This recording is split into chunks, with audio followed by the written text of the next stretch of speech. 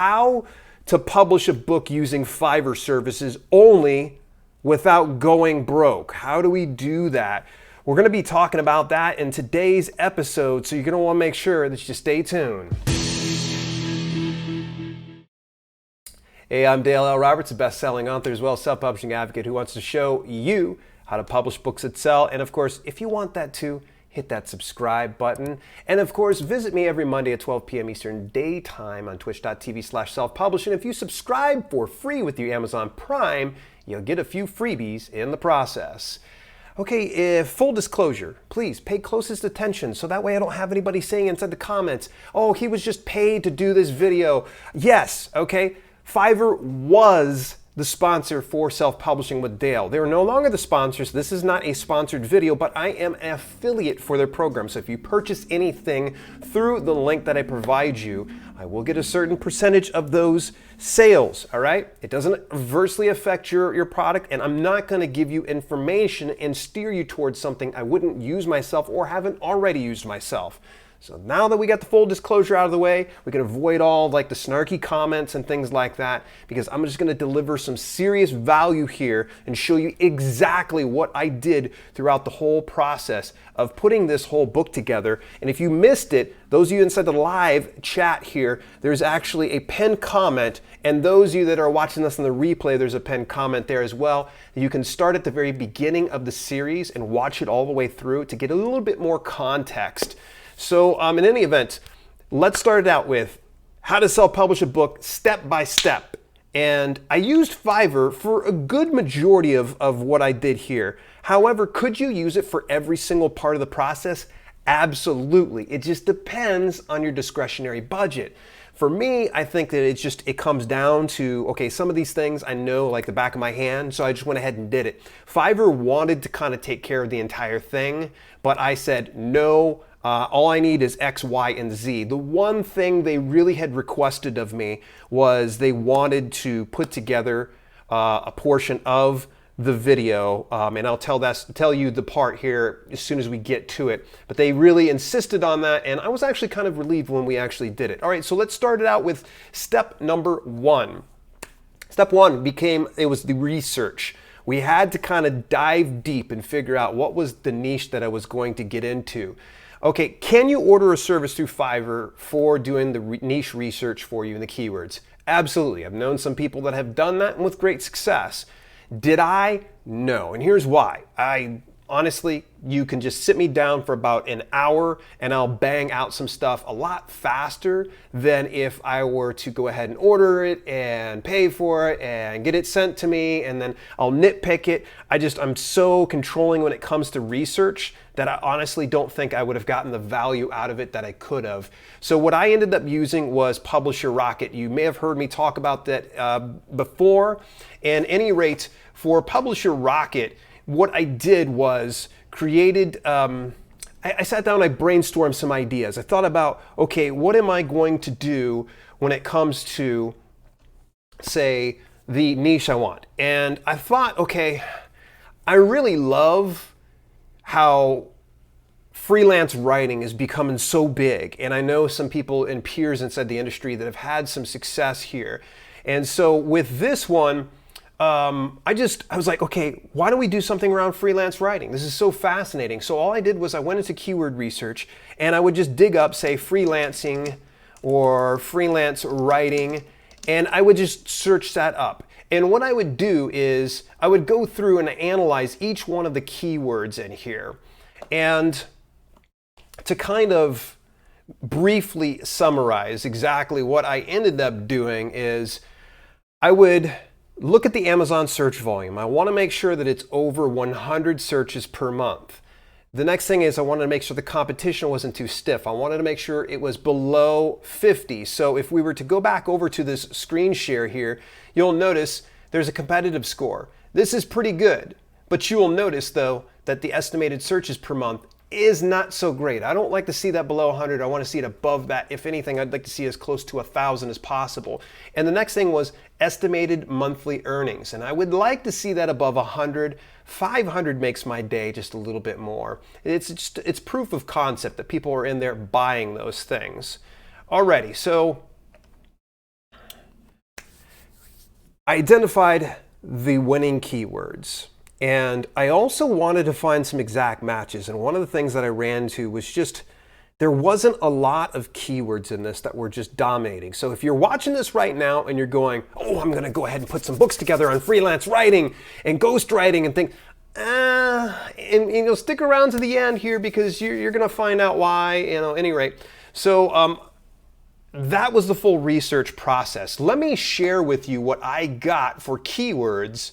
And the keywords would include, I found become a ghostwriter book services, paid online content writer jobs from home, how to get paid writing jobs online sites, making money writing online, can you make money writing a blog articles, ebook ghostwriting services books, ways to make a living writing online without a job. Okay, so some of them sound real choppy and you're probably saying, okay, Dale, what the heck's the deal here?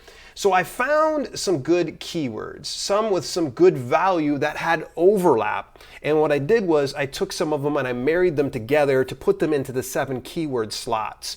So you'll find that there was a lot of keyword stemming here. There was a lot of overlap.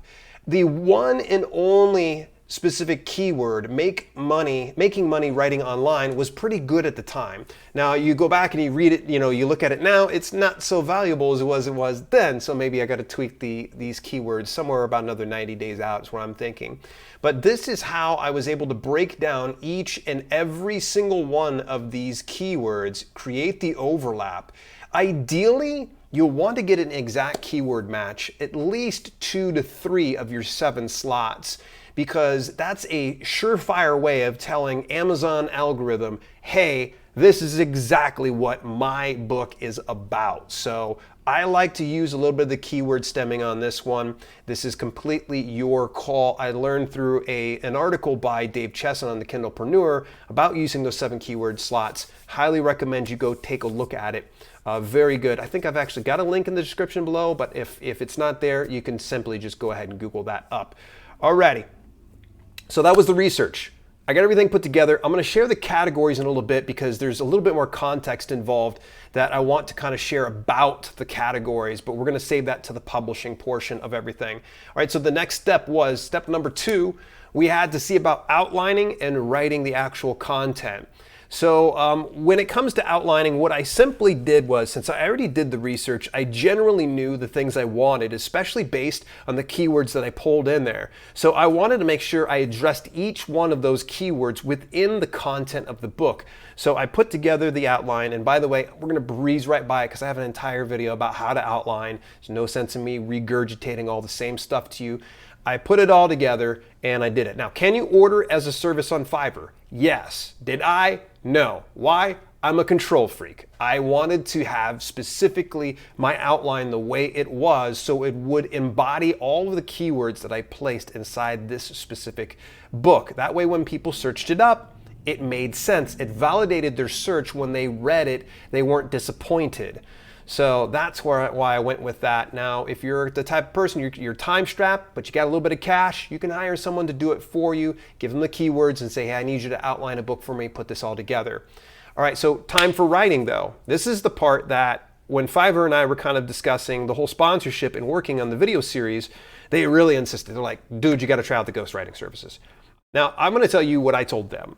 And I had a little bit of sense of reservation because I just heard horror stories about people hiring ghostwriters through Fiverr. I've had a couple of peers that have hired and they've had substandard work. I've even heard last year the whole issue where someone had hired some writers through Fiverr that plagiarized the work, and she was a big romance writer, and it was just a whole debacle. And they said, look, we try to do our best to police our platform and clean out the bad actors, but sometimes some slip through. It's just important that if anybody's ordering gigs from us and they find something that's bad or there is something that should not be part of the Fiverr platform, contact us. They were like, it's just that simple. So for the ghostwriting gig, I hired out someone, her name was Sam Writes, and I've got links to all of the services down below, and you can go to dalelinks.com/Sam. Sam actually had a gig to do it for 5,000 words, and it ran me about $250. Mistake number one, and I had a few mistakes here for this one. I didn't communicate my exact needs for the word count on this one. I should have said up to 5,000 words. Now, I had someone leave a very nasty comment on my channel going, "Oh, why are you writing pamphlets?" Listen, they're called Kindle short reads. They are selling by the thousands right now. In fact, I will share with you how this book ended up getting into Kindle short reads right out the rip and becoming a #1 bestseller in its specific category. So before you start to dismiss a book, a publication that's about 5,000 words or less, know that there's a market there. So when you start to kind of just poop on that and going, it's not real books, it is a publication. Welcome to the new world. This is the world in which people want to consume what they want to consume, and how much they want to consume in a single sitting might sometimes be very short. So for you to unfairly label something that's 5,000 words or less based on the fact that you've written a 50,000 word epic novel is not very fair. It's not the same thing. So at any rate, now I'm off my soapbox and off my rant here. My ghostwriter ended up giving me 6,100 words. I'd asked for 5,000, and you're like thinking, okay, she gave you an extra 1,100 words. What are you complaining about? The problem was, first of all, I went ahead and I did the first round of edits. I sent it back to her, had her correct things. She sent it back to me, looked pretty good. I did a little bit of cleanup here and there, and I processed the gig. Remember this can be a mistake for you. If you order a gig through Fiverr, never approve the gig until you are 100% sure that it is done and it is to your liking. Now, I was pretty happy with it. I could have probably sent it back for a few more rounds, but I just was honestly strapped for time, and I'm not going to sit here and play around with that because I'm just going to skip right over to step number 3, which is editing and proofreading. Do not skip this part of the process, all right? And don't count yourself as being an editor, okay? You do not count. It doesn't work, all right? We need to hire somebody outside of yourself that's going to be a little bit more qualified. So for my editing gig, mistake number 2, I ordered first and I messaged second. All right, why is that a problem? Well, always read the gig first before you buy. That way you know exactly what you're getting. I knew what I wanted and I skimmed through it, and she came highly recommended from the folks at Fiverr. And so go figure, I just went ahead and processed it. Whoops. So this was a mistake twofold. I should have ordered her standard gig versus her basic one. And she was really cool about it because it was shorter than her word count of 10,000 words. She just made an exception. And I would say it took a few days. It ran me about $100 to get it all done. And it came back with a lot of notes, some great suggestions. If I had the time, I probably would have sent it back to the original seller, had her fix all the mistakes, and then bring it back over to the editor again. But instead I took some creative liberties, fixed a few things inside it, and processed the gig. Now the very next one was proofreading, and I did that with Amanda McFarl 837, links down below, dalelinks.com/Amanda, and she actually will do I can't remember how much it was. It was $90 for the 6,100 words, and it would have been cheaper if it was 5,000. So remember the mistake of getting 6,100 words? Well, this is where it bit me in the butt. I could have saved literally, I think like 10, 15 bucks on the proofreading. She did a phenomenal job, got it back, got it cleaned up, looked fantastic. I probably went through with another fine-tooth comb, did a little bit more proofing before I sent it off to the 4th step, which is interior formatting and cover design. Now, the formatter that I got was pretty good. Right out the gate, I was really happy with this customer service. He delivered the ebook and the print book versions. Now, initially, I said, oh man, I was really blown away, and I even said it inside the video that he had gave full instructions on how to upload to different platforms. And that's good for a newbie. For someone like me, I'm like, okay, this is great. And the problem was he gave me a docx. Now, the problem is when you upload a docx, it strips all that formatting that you have from there. So all the fancy formatting that he put together for this ebook was for naught because it ended up getting stripped out. So today I'm going to have to go back through. This is when I discovered the issue. all of the drop caps that he did for the very first letter in the chapters, they all kind of were put together on separate lines. So the KDP formatting tool just messed it up. So I've got to go through, I'm going to probably use Codabee to clean it up. I would recommend next time that if for some reason you're working with an interior formatter, ask them, especially if you're uploading it to KDP, ask for a Mobi file. Do not get a docx file, get a Mobi file. Because getting a Mobi file, it will lock all of that interior formatting in, so that way it can go over, get uploaded into the platform with no issue, rather than a docx when it kind of jumbles everything up and it removes that formatting. Now, as far as the interior formatting goes, I've got a copy that's being, I ordered it. It's unfortunately due to the slow shipping times, it's not here till May. I wanted it in time for this video, but it is what it is. We are in the times that we are. But in any event, he ran, and unfortunately, it slips my mind. You'll have to probably go back and watch the video. We'll double back around to that here because I want to get over to the cover design. And the cover design was probably the most fun part of the process. And this is something I would just really highly recommend to people is take the time, invest in the cover. I'm really happy with this cover. This is the one that was put together by Floorfee, and you can go to dalelinks.com/Floorfee. I had an initial chat, and it was probably back and forth because I told her my needs. I gave her specific browse paths and links to areas on Amazon that I wanted her to honor the niche and get a similar layout to the successful books. And you can see this is the ebook cover. Now the print cover, it's on PDF, and unfortunately I'm just not showing it right here, but it's got a really cool back cover. And then later on, I ended up going, this is actually about I'd say 4 or 5 days ago, I ended up ordering an audiobook cover of this. So for the actual cover itself, the ebook and print book came in a gig for $280. Now, mind you, I'm telling you some of this without fees involved. And when I went back for the audiobook, it cost me an additional $60. Now, I was rather underwhelmed in the fact that all she did was just stretch it on out for $60, and I imagine that probably took her all of 2 minutes to probably do. But it is what it is. I've got at least the audiobook cover. I will talk about the audiobook here in just a minute. Alrighty, so we've gone through all those steps. We've got step number 5, and I do have one additional step after this. So it was the uploading process, and I went and I did a full video on it, link in the description. I know I keep saying these links.